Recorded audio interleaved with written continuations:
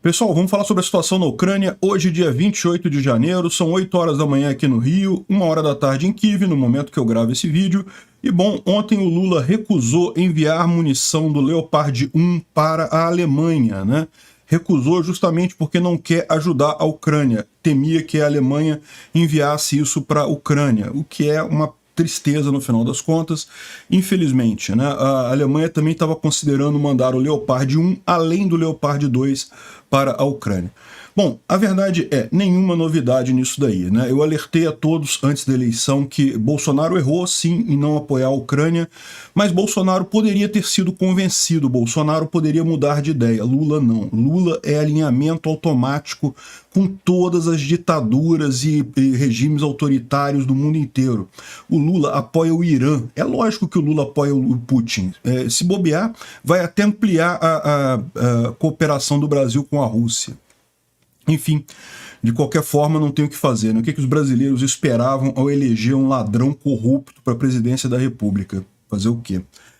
Bom, na linha de frente, os ucranianos conseguiram avançar em Vuhledar, retomaram todos os ganhos que os russos tinham conseguido na região nos últimos dias, boas notícias, mas em Bakhmut as notícias não são tão boas.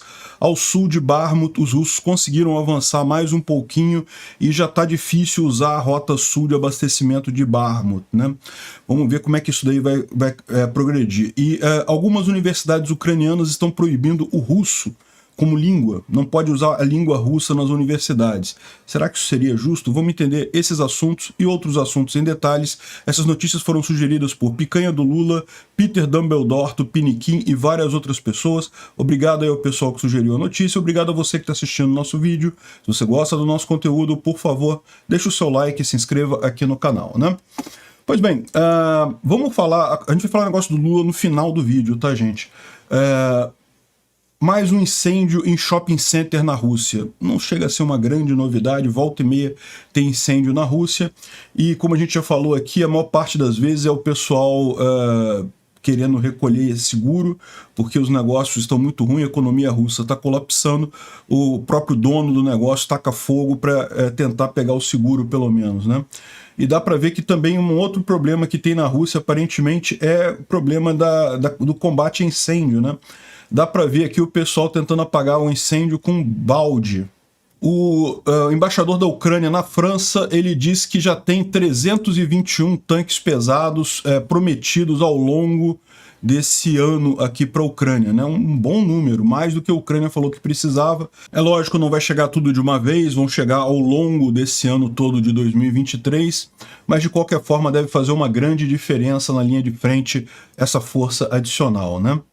E a coisa mais curiosa do mundo, na imprensa russa já saiu a imagem aqui, isso aqui está escrito em russo, que os russos já destruíram o primeiro tanque Abrams e coisa e tal, próximo a Bakhmut e não sei o que lá. O pessoal já que vai mentir mesmo, né? Por que esperar chegar os tanques Abrams para começar a mentira, né? Já fala mentira de uma vez, pô. Problema nenhum, né? É lógico, o pessoal aqui, o Noel explica que, na verdade, isso aqui é uma imagem de um tanque próximo a Kirkuk, no Iraque, né? Coisa antiga isso daqui. Evidentemente, os Abrams ainda não chegaram na Ucrânia. Na verdade, nenhum desses tanques que estão sendo prometidos chegaram na Ucrânia ainda. Mas os Bradley talvez já tenham chegado. A gente vai falar sobre isso daqui a pouco. Agora, outra coisa legal é isso daqui, né? O Zelensky estava falando sobre jatos e já tem o papo do F-16 americano, que já estão negociando isso, e parece que a França também está trabalhando para fornecer jatos franceses para Kiev, né? Pode ser mais um bom reforço nisso daí, né? Essa daqui, essa imagem aqui que está aparecendo, a gente não tem uma fonte certa dela, mas segundo diz aqui o Rendeiro Silva, eu imagino que seja alguém de Portugal, os Bradleys americanos já estão chegando na Ucrânia via Polônia. Aqui tem uma imagem disso daqui. Vamos ver, né? Os Bradleys devem vir mais cedo, porque lembra, eles já estavam prometidos antes, né? Já tinham fechado um pacote com os Bradleys antes. A questão dos tanques mesmo, dos Abrams, foi mais recente, aí até ter toda a logística, toda a preparação para mandar isso demora algum tempo, né? Bom, mas o importante aqui é que as forças ucranianas fizeram mais um monte de destruição, 2 postos de comando, 2 posições antiaéreas e 5 concentrações de tropas de forças russas foram destruídas pelos ucranianos aí ao longo do dia, né? A gente não tem imagem de nenhuma dessas coisas, mas isso aqui é o relato das próprias forças ucranianas.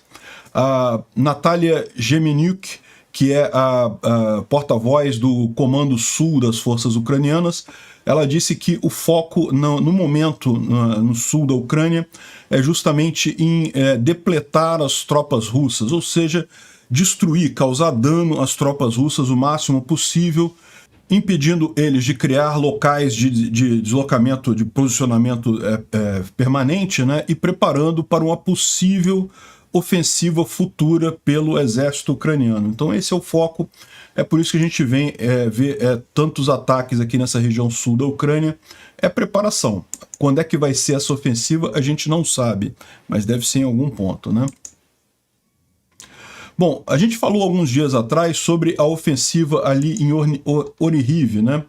Oryhiv, essa região aqui, os russos tentaram avançar, fizeram um monte de coisa aqui, tentaram chegar a Kamiansk, enfim, não conseguiram nada, perderam tudo que eles conseguiram, e ainda mais um pouquinho, né? Bilohíria, que estava com os russos, agora está com os ucranianos, né? Os ucranianos acabaram afastando eles mais ainda nessa região aqui em Oryhiv, né? Agora saiu um reporte aqui de um canal lá. Isso aqui a gente não tem uma fonte, não tem um original em russo. Então a gente fica meio sem saber se é verdade ou não, mas parece legítimo, né? Então ele está falando aqui que 1h30 depois da gente ter recuado, o comandante ordenou os mobilizados para irem ao ataque novamente. Eles se recusaram, exigiram cobertura por artilharia, né? E uma briga aconteceu, né? O comandante atingiu um dos refuseniks. Refuseniks é o mobilizado que se recusa a ir para frente de batalha, né? E daí, ou seja, atirou em um deles e os outros colegas atiraram nele, inclusive com uma metralhadora em resposta. O comandante morreu no local e depois disso, 11 pessoas que estavam nesse conflito com o comandante fugiram do campo de batalha com as armas e não voltaram mais para o seu local. Ou seja, um motim, né? Os caras simplesmente abandonaram ali. Num primeiro momento, a versão é que eles teriam se rendido para os ucranianos. Não seria o único caso, mas essa informação não foi confirmada.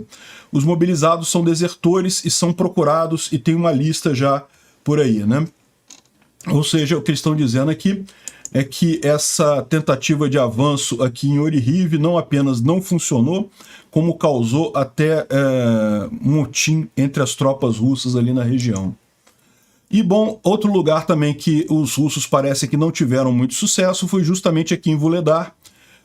No dia de ontem, os russos acabaram perdendo o que eles conseguiram, todos os avanços que eles conseguiram nos últimos dias, né? Você lembra, os russos eles chegaram a avançar aqui no sul, até aqui no hospital que fica aqui ao sul de Vuhledar, e aqui ao oeste eles chegaram a tomar essa dasha aqui, essa região aqui do lado, né, de Vuhledar, mas os ucranianos já tinham feito um contra-ataque aqui, já tinham retomado parcialmente essa região, e agora parece que os ucranianos fizeram mais um contra-ataque, expulsaram totalmente os russos daqui. Então, em termos de ganho real dos russos na região, ficou só essa parte aqui de baixo, que não tem nenhuma importância estratégica, né? Aqui também os ucranianos expulsaram os russos dessa região. Os russos tinham se colocado também nessa outra região aqui. Aqui tem algumas casas bastante esparsas aqui, não dá uma grande cobertura para os russos, mas ainda assim eles estavam nessa região. De qualquer forma, os ucranianos já expulsaram eles aqui totalmente para Pavlivka novamente. O único ganho que os russos tiveram aqui nessa região foi essa região aqui de casas, essa dasha aqui embaixo. E mesmo aqui eu vou dizer para vocês, é arriscado eles perderem isso daí nos próximos dias, né? E o Tatarigami fala aqui sobre a situação lá em Vuhledar. A situação é estável nesse momento. O inimigo tentou estabelecer posições próximos a Vuhledar para fazer ataques, isso falhou. Tentativas de atacar o flanco e tomar controle das estradas também falharam, né? Lembra que o que ele está dizendo aqui? Tem uma estrada que chega por aqui, outra estrada que chega, na verdade é aqui, ó, essa estrada que chega por aqui. E os russos queriam impedir o uso dessas estradas para abastecer Vuhledar, né? Mas não conseguiram, os ucranianos ainda têm controle sobre essas estradas, embora elas estejam sujeitas a fogo, né? Ou seja, os russos estão próximos o suficiente para atingir alguma coisa nessas estradas, mas não conseguem diretamente impedir o fluxo ali. O inimigo está desmoralizado pelas perdas, né? E é por isso que ele está trazendo mais reforços que podem chegar aí nos próximos dias. Vamos ver se eles vão tentar mais algum assalto em Vuhledar nos próximos dias, né?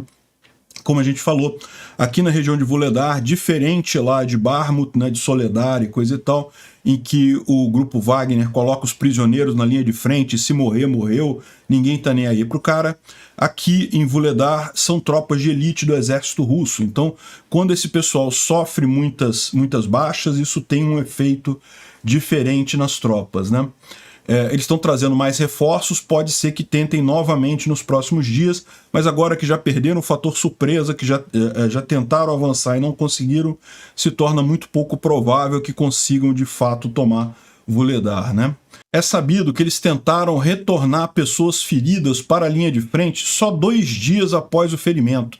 Alguns esquadrões e pelotões tiveram 80% a 90% de causalidades, e causalidades pode ser tanto morte quanto ferimento, o que significativamente desmoraliza o inimigo, né? A situação ainda é difícil, mas é mais estável agora. O inimigo continua a trazer reforços para compensar as perdas, mas eles perderam todas as vantagens, né? Tudo que eles conseguiram nos primeiros dias, eles perderam agora, né?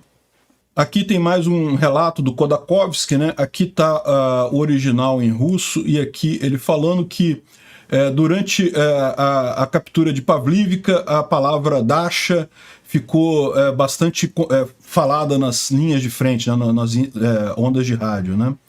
E tentamos tomar o controle do vilarejo de Dasha, bloqueando o caminho para Vuhledar, mas não tínhamos força suficiente. Ou seja, ele está falando desse troço aqui, né, dessas casas aqui. Isso aqui também é chamado de Dasha, mas esse aqui eles conseguiram botar soldados aqui, né? Eles tentaram pegar aqui, não conseguiram, perderam, não tinham força suficiente. No primeiro dia da nossa ofensiva, a gente tinha força suficiente, conseguimos chegar ali nas Dashas, né? Mas não foi possível tirar o inimigo completamente. Eles são russos, então estão falando não foi possível tirar os ucranianos completamente. E o inimigo fez tudo possível para bloquear a nossa unidade de vanguarda, né? E conseguimos avançar alguma coisa com sucesso variado, mas eles foram pegos de surpresa com os inimigos, os ucranianos, né, em 3 grupos, tentando formar um suporte para tentar tirar os russos dali. Eles fizeram uma base no porão de uma das casas lá, de uma das residências, que os proprietários nem perceberam, mas fizeram uma excelente fortificação. Mas o inimigo rapidamente percebeu que estávamos sem comando, né, e não conseguíamos ver os dois lados, e fizeram uma abordagem nessa região de sombra, e acabaram, os russos acabaram tendo que sair, né? Infelizmente, com problema de comunicação, um dos russos acabou pedindo disparo de artilharia onde eles estavam mesmo, né? Ou seja, acabaram pedindo bombardeio onde os próprios russos estavam. Enfim, mostrando aqui a confusão que foi essa retirada dos russos aqui, dessa parte aqui próxima a Vuhledar, né? Mas, bom, se Vuhledar as notícias são boas, em Bakhmut nem tanto, né? A gente tem visto que Bakhmut, o ritmo está desacelerando, os russos já não conseguem avançar mais tanto quanto avançavam antes, mas aqui ao sul eles estão conseguindo chegar mais próximo um pouquinho da estrada aqui ao sul que abastece Bakhmut, né? A luta já está tendo lugar próximo a Ivanivsky e na estrada. E realmente pode ser um grande problema perder essa rota de suprimento. Vamos ver aqui no mapa, porque aqui dá para a gente ver melhor a situação. Não é algo tão sério assim, tá? Mas o fato é o seguinte, o que ela está dizendo?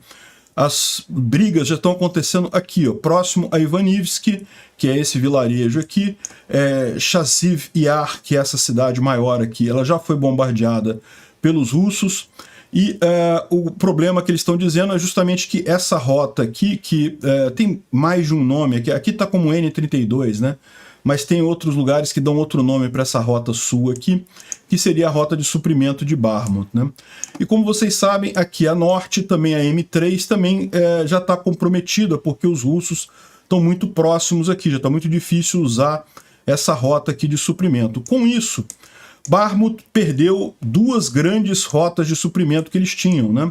Bakhmut tinha, na verdade, várias rotas, tinha essa outra aqui também, que já está comprometida, essa daqui, e agora restam essas duas aqui intermediárias, essa que passa por Chassiviar e essa outra que vem aqui mais por dentro, mas são estradas menores.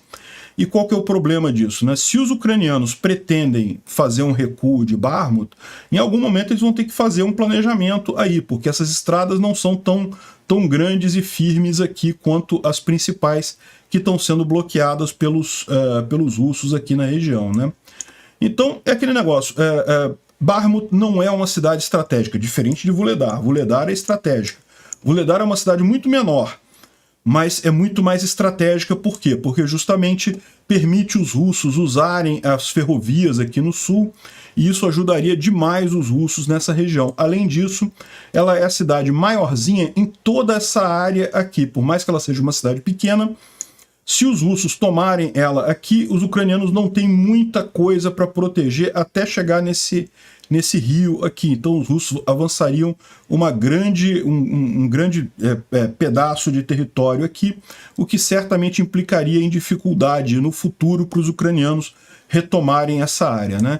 Aqui em Bakhmut, esse problema não é um problema tão visível, porque tem Bakhmut aqui, mas tem um monte de outras cidades aqui próximas, e rios também, que podem servir de barreira para os ucranianos pararem esse avanço russo. Então, além de Bakhmut não trazer nenhuma vantagem estratégica em termos de logística, nada disso, ela também não dá aos russos a possibilidade de avançar muito, né? De qualquer forma, os ucranianos parece que pretendem manter Bakhmut, né? Vamos ver aqui, porque justamente a Noel fala aqui que tá crítica a situação ali, mas também tem boas notícias no leste, né? No leste de Bakhmut, né? Onde tropas russas acabaram de perder uma grande posição. As forças ucranianas fizeram um progresso bastante importante daquela região. Se eu conseguir um acordo para compartilhar isso, eu vou. Ou seja, é algo que não está falando porque os ucranianos, talvez possa ser um segredo aí dos ucranianos, mas aparentemente os ucranianos conseguiram algum avanço significativo aqui em Bakhmut, no leste de Bakhmut, aqui nessa região, né? E ela está dizendo, então, de forma curta, que toda a operação em torno de Soledar foi examinada, e inclusive a liderança está sendo examinada, ou seja, as Forças Armadas ucranianas estão dando uma revisão ali na forma como está sendo o combate em Bakhmut, né? Tomara que isso dê resultado e que de fato os ucranianos consigam manter a cidade, né? O War Monitor aqui fala sobre a situação na parte norte de Bakhmut, né? Lá está mais estabilizada a coisa. Os russos continuam tentando tomar Krasnohoran e Blahodatne, mas sem sucesso, né? Parece que o rio Bakhmutovka, que tem ali na região, parece que está servindo como uma boa defesa, né? Se você olhar aqui, ó, esse rio aqui que está sendo usado como defesa, eles estão conseguindo parar os russos justamente nesse rio, em toda a região aqui, ó. Dá para ver bem aqui. Não considera esse tipo de coisa aqui não, porque isso aqui pode ser só imprecisão do mapa, tá? O mais provável é que eles estejam conseguindo de fato usar esse rio como limite da área russa aqui, né? Bom, e lá em Novoselivsk, vocês sabem, é aqui em Luhansk, bem ao norte aqui, é uma área que foi retomada pelos ucranianos recentemente e que os ucranianos estão usando já para atingir Kuzemivka, né? Então, é aquela história que eu já falei para vocês, são essas 4 cidades aqui, Kolomyshchyra, Pidkuichansk, Krivoshivka e Kuzemivka, que são as últimas defesas russas aqui antes da linha principal em Svatov, né? Então os ucranianos continuam aqui avançando nessa região. Os russos bombardearam muito a cidade a ponto que ela está totalmente destruída. Olha isso, a cidade não existe mais, né? Não tem mais nada aqui, ó. Não tem mais nenhum prédio que não tenha sido bombardeado, nenhuma coisa de pé aqui. Os russos realmente destruíram a cidade completamente. Mas enfim, isso não tira os ucranianos de lá. No final das contas, continua a operação ali e o ataque para Kuzemivka, né? Bom, vamos dar uma olhada aqui na linha de frente como um todo, só para consolidar. A gente já falou dos pontos mais importantes, né? Mas só para ver aqui o que diz o Defimon. Aqui próximo a Kriminá, que é uma área que a gente não tinha falado ainda, houve várias tentativas russas de avanço aqui em Chervonopopivka, Plochanka, mas sem sucesso, e também em Verkhomiansk, aqui mais abaixo, que também não teve nenhum avanço, né? Ele está dando a informação aqui que as Forças Armadas Russas mandaram uma tropa de elite, a 76ª Divisão de Assalto Aéreo, né? Ou seja, do VDV, para defender Kriminá. Então Kriminá está com reforço de uma tropa de elite. Eles provavelmente estão ao sul da cidade, então na região aqui de Floresta, ao sul da cidade. O VDV é o que é a força russa que eles usam para quando eles querem avançar, quebrar a defesa ucraniana. Nesse caso, eles foram colocados em posições defensivas, como já fizeram lá em Kherson. Você lembra quando teve a ofensiva em Kherson? Os ucranianos conseguiram avançar um tanto, mas depois eles não conseguiram avançar mais, né?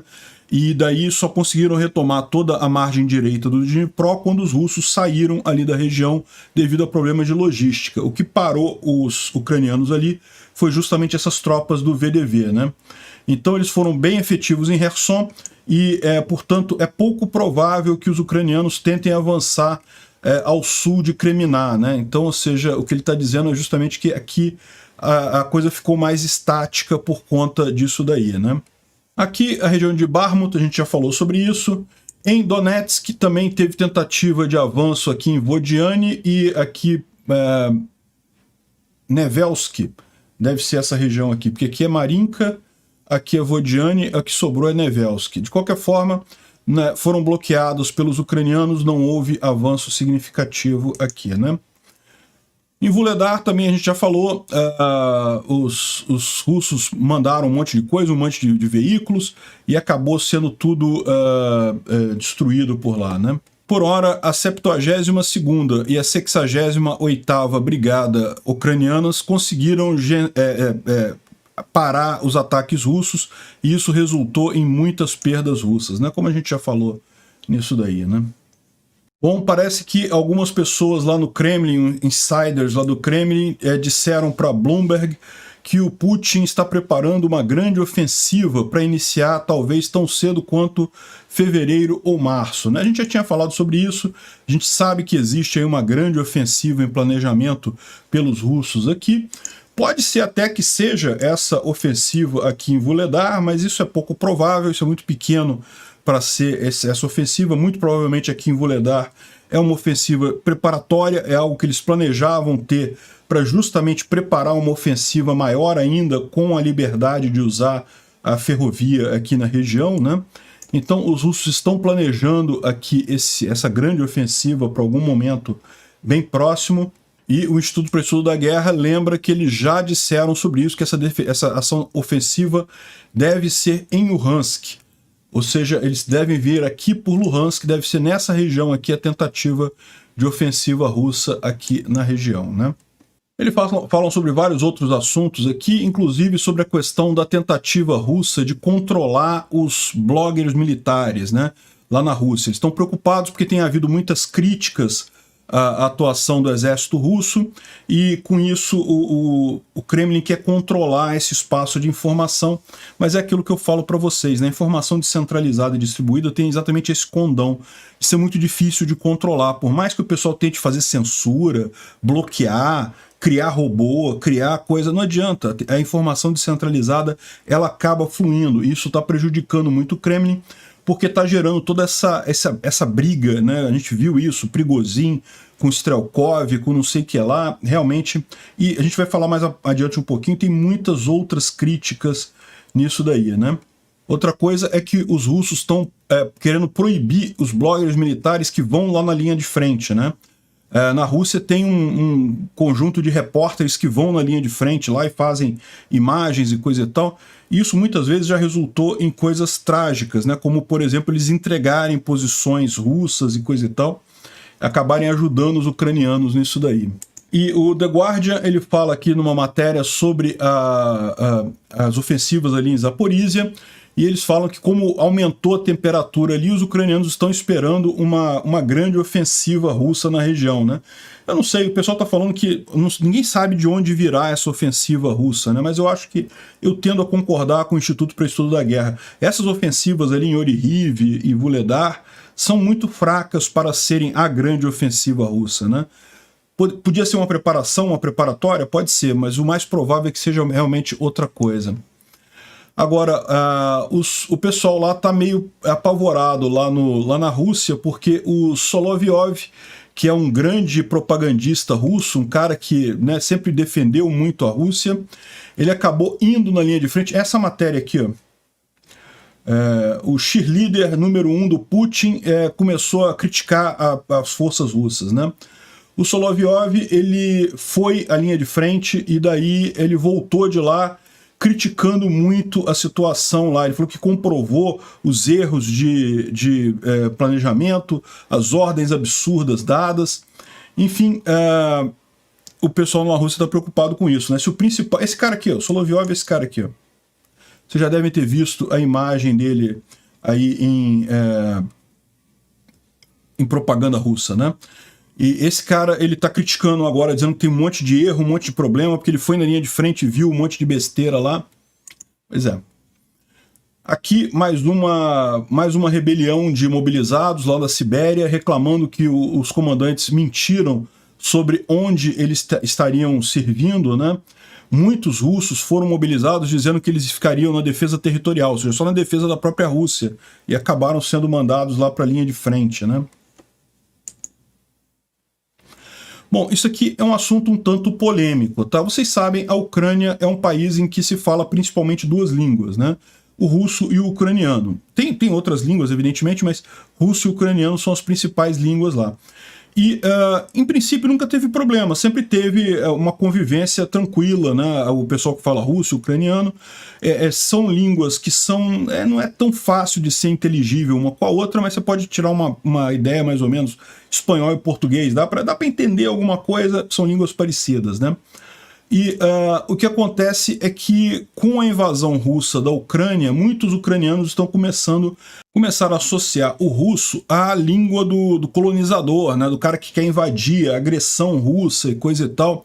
Então, isso naturalmente, tá? Naturalmente as pessoas começaram a parar de falar russo, de usar russo, e usar cada vez mais ucraniano. O problema disso é que para o pessoal que tem um nível de educação mais alto, isso não é problema, né? O pessoal está até discutindo isso aqui, o pessoal acha que não está certo, porque tem muitos falantes russos na Ucrânia que são a favor da Ucrânia. O cara falar russo não quer dizer que ele seja a favor da Rússia. Aliás, ao contrário, hoje em dia tem muito pouca gente na Ucrânia que tenha algum sentimento favorável à Rússia nesse momento, né? Mesmo o pessoal que fala russo. Agora, a questão toda aí a Ala Di aqui, ela fala que eu aprendi ucraniano, eu nasci e cresci falando russo na Ucrânia, em um ano eu falo agora ucraniano fluentemente, é muito fácil de aprender e coisa e tal. Só que o problema é isso, né? Porque o pessoal com maior escolaridade, com maior capacidade, não tem problema, mas imagina, a Ucrânia tem também a população mais pobre, a população com mais dificuldade, é muito difícil para essas pessoas, né, aprenderem uma língua nova. Então é uma coisa meio crítica isso daqui. Muitos ucranianos, a linguagem russa se tornou a linguagem dos terroristas depois do início dessa invasão. Muitos influencers que falavam russo na Ucrânia passaram a falar ucraniano, e agora parece que uma das maiores universidades ucranianas está querendo banir o russo. Então, naquela universidade, uma universidade só, eles estão querendo banir o russo, não se pode mais usar russo na universidade, né? Isso tá tendo efeitos diferentes, né? Tem muitos ucranianos que apoiam isso, que acham que está na hora realmente da Ucrânia abandonar o uso da língua russa. outros acham que isso daí é um exagero, né? É lógico, eu não sou ucraniano, não acho que eu tenho como dar um pitaco nisso daí, mas do ponto de vista libertário, a língua não quer dizer nada, ou seja, a pessoa, o importante, é lógico, é ser contra essa agressão absurda da Rússia. Se a pessoa fala ucraniano, fala russo, isso daí não quer dizer absolutamente nada, né? Enfim, vamos ver qual vai ser a decisão final disso daí.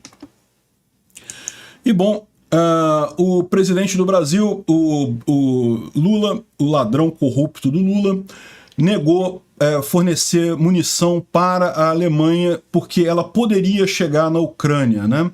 E segundo o comunicado do Brasil, foi justamente para tentar preservar a neutralidade russa, de acordo com a reportagem, né? Uma coisa que eu vejo é o seguinte, tinha muita gente na comunidade ucraniana internacional e lá na Europa torcendo pelo Lula aqui no Brasil. E eu avisei o pessoal antes da eleição, não, o Lula é pior que o Bolsonaro nesse sentido. Nenhum dos dois iria ajudar a Ucrânia ou sequer brigar com a Rússia ou falar qualquer coisa condenando a Rússia.